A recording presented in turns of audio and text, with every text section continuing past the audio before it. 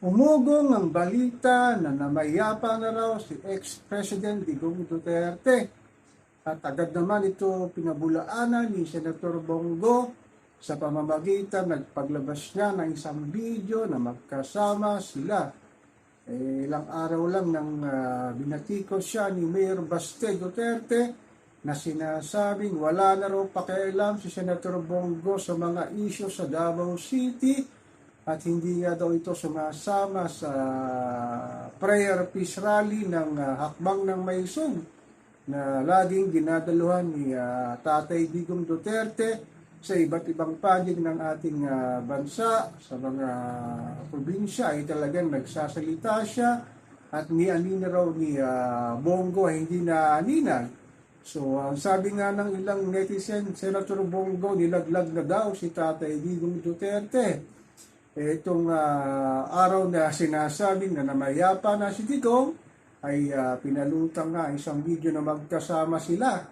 Sinabi ni Bongo na hindi niya kayang talikuran ang 26 na pagsasama nila sa mula pa ng mayor si Tatay Digong sa Davao City ay siya na ang kanyang chief of staff hanggang naging Pangulo ng Pilipinas si Tatay Digong na naging special assistant siya to the President at nagbibigay din ito ng magagandang inputs kung paano mapapaganda ang ating bansa. Ito naman si Mayor Baste, ibang klase rin ito, no? Sinisiraan daw niya si Bongo dahil nga daw na baka iniwan na raw ito si Tatay Digong Duterte dahil busy lang daw si Senator Bongo na magpunta sa iba't ibang panig ng ating bansa sa mga kanayunan, sa mga probinsya, dahil alam naman natin na ito ay isang re-electionist sa midterm election sa susunod na taon bilang senador ng ating bansa at sinasabing masyado lang daw itong busy sa kanyang mga commitment sa pagdalo sa mga iba't ibang barangay sa kanayunan at iba-ibang munisipalidad sa ating bansa. Kaya hindi raw ito nagpapakita kay Tatay Digong Duterte. Ngunit sa pag-ugong nga na namayapa na si Tatay Digong ay agad-agad daw ito tumungo ng personal kay Tatay Digong para ipakita ito ay na buhay. Ay maganda naman kay Bongo at meron pa rin siya utang na loob kay Tatay Digong. Hindi nga naman siya tinulungan ito ay hindi ito magiging senator ng ating bayan sa pagsuporta sa kanya ni Tatay Digong. Ganun talaga ang politika na sinasabing walang permanenteng kaibigan, kaaway, meron lang permanenteng interes sa kanilang political career.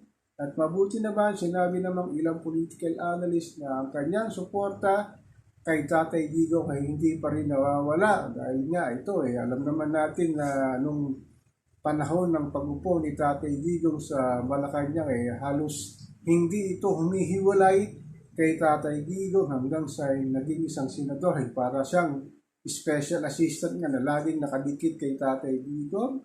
At maganda naman itong video ang kanyang pinakita para ang kanyang mga supporter ni Tatay Digong ay hindi masasabi na hindi pa rin niya iniiwanan si Tatay Digong. Meron kasi nagsasabi baka nasa kampo na raw ito ni PBBM dahil nga alam naman natin sa darating na halalan ay malaking salapi ang kakailanganin lalo na isa siyang re-electionista at sinasabing baka raw ponduan siya ni PBBM. Kaya masyadong sinasabi ng ilang netizen na nagiging mailap na siya sa presensya sa pagsama kay Tatay Digong lalo na ito ngayon hindi na ito presidente.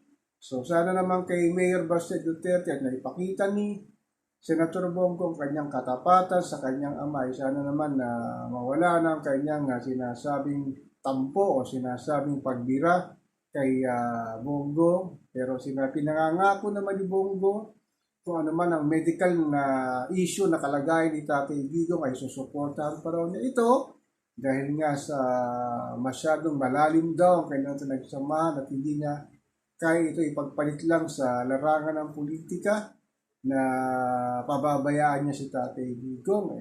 Sana totoo itong kanyang mga sinasabi dahil nga may mga bulong-bulungan na talagang bumitaw daw siya kay Tatay Digong para siguro lumipat daw sa kabilang bakod, sa bakod ni PBBM. Ako po si Papa Ken, patuloy po akong magmimir, magmamarcha dito sa ating political landscape, dito sa bayan nating minamahal.